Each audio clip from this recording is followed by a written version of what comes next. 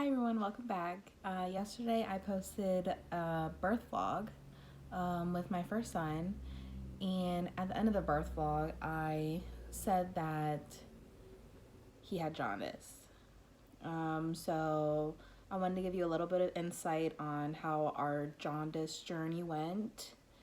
We were in the hospital for Saturday, Sunday, we either came home Wednesday or Thursday. So we were in the hospital for 5 or 6 days. And even after we left the hospital, we still had to go to his pediatrician, and they still had to test him to make sure that his bilirubin levels were going down. So after giving birth, I don't know if you guys know this, but you can do like a rapid release from the hospital.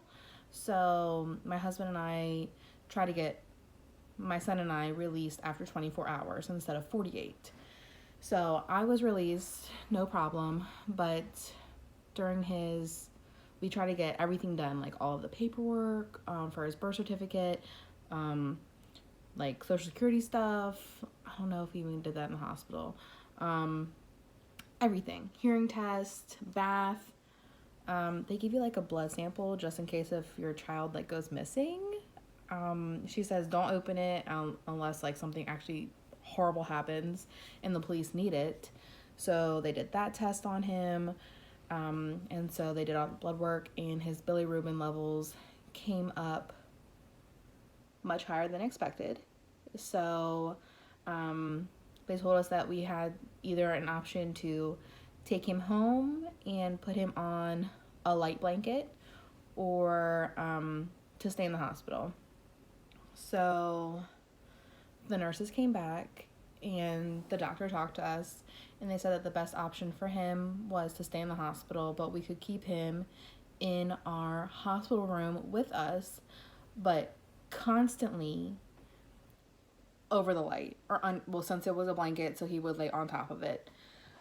And that meant we could not hold him, we couldn't really touch him, we had to just let him cry there. We weren't allowed to like pick him up when he was crying because he was fed only every 2 to 3 hours, and that even meant if he was cluster feeding, I wasn't allowed to do it because he needed to be on the light as much as possible.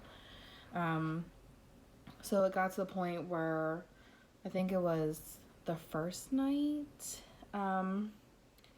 it was just really, really cold in our hospital room. And since he couldn't really have any blankets on, we were worried that he would get way too cold because he couldn't be wrapped up because he needed to be directly on the light. So they took him to the nursery, and that's where he stayed. My little 2-day-old baby I know some babies go to the NICU. If you watch my my birth vlog, well, talking about my birth, my positive birth story, we had NICU team on hand because he did his first poop when he was still in my womb. So that was like a key thing, I guess, as to why they would like still wanted to keep him, even though we were given the option to come home for his bilirubin levels. So they took him, instead of like to the NICU or pediatric level, they just took him to the nursery. And so he was only on the light blanket for, they test his bilirubin levels, I think at our hospital every 6 to 8 hours, like consecutively. And then it got to every 12 hours. So our sweet boy was stuck on a light blanket in the nursery, and so the nurses would bring him to me every 2 hours because he was a very whiny baby.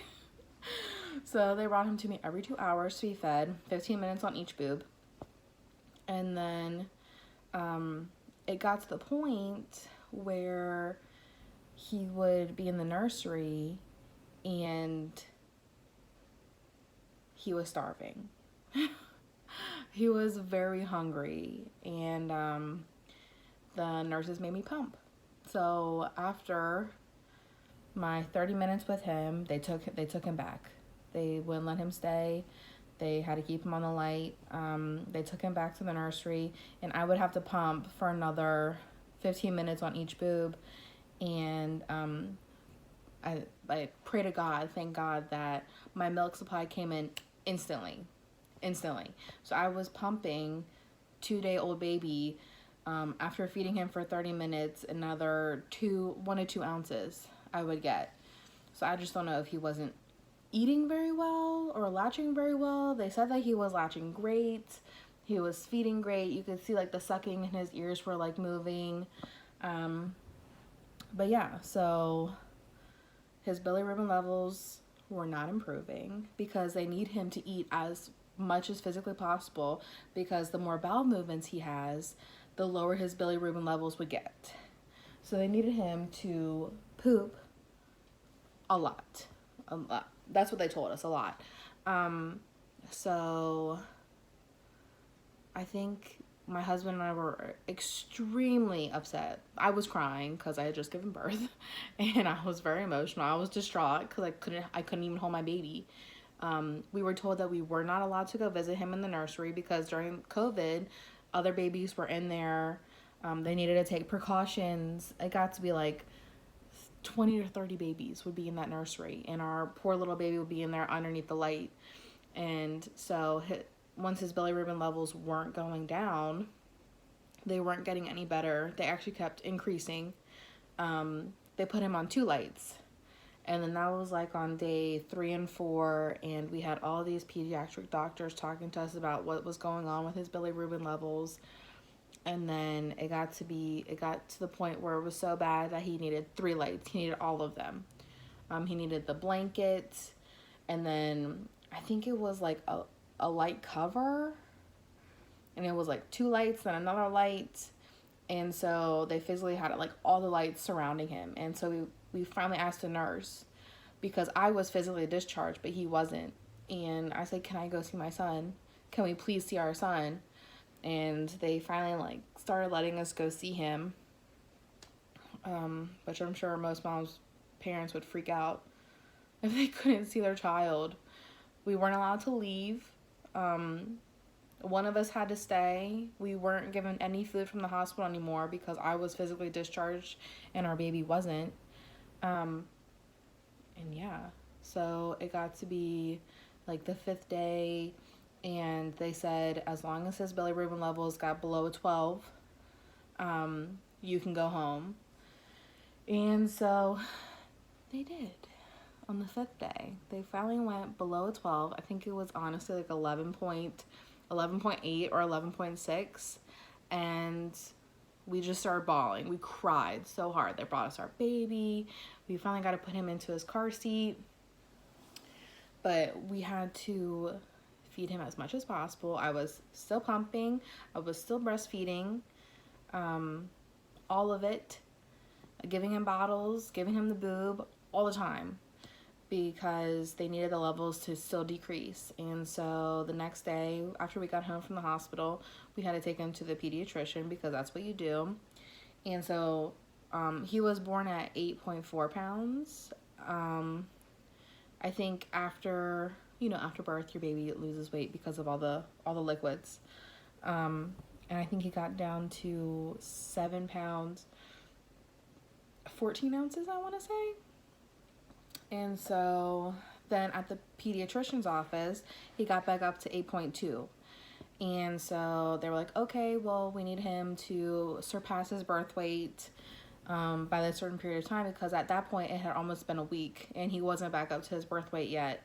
And that was like concerning for them.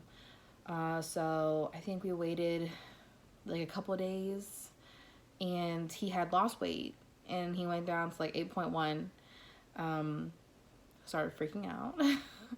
They freaked out, and I knew that he was okay. Still pumping, still breastfeeding as much as possible, giving him all the food. He was pooping, he was peeing regularly, but once we got to the pediatrician's office, they tested his bilirubin levels, and it went back up again.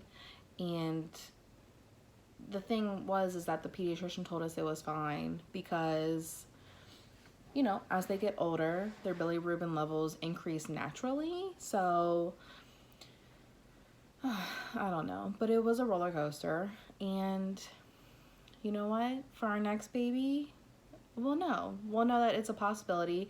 And the worst part is that my husband and I moved an hour and a half away from our hospital a couple months before I gave birth. And I had only packed my hospital bag, or our hospital bag, for 2 days. So we couldn't come home because we lived so far away, and I was still in the hospital because I needed to pump and to breastfeed for our son. And so my husband didn't want to like go home by himself and stay there an hour and a half away from us, because that's his little baby boy and I'm his wife. So he didn't want to leave. So we literally wore the same exact clothes for 5 days. It was gross, because as a new mom, you know, you're bleeding, you feel disgusting, you're sweaty from giving birth. Hospital showers are not the same thing. But yeah, I mean, pack for emergencies just in case. Pack extra clothes. People tell you to pack minimally, but I guess they've just never, because I watch YouTubers and they always say pack minimal because you can come right home. Well, we didn't get to come right home. I packed minimal and we didn't have enough clothes to physically be clean. So that was great. That was great. But our son is big and healthy now. He weighs 21 pounds. He's 7 months old and he is thriving. So if your baby has jaundice, or the bilirubin isn't going the way that you thought it was gonna go, don't worry, because that first week when you're stressed out with your new baby and they are freaking out in the hospital and keeping you there, watching him, keeping him under the lights, it's all gonna be okay.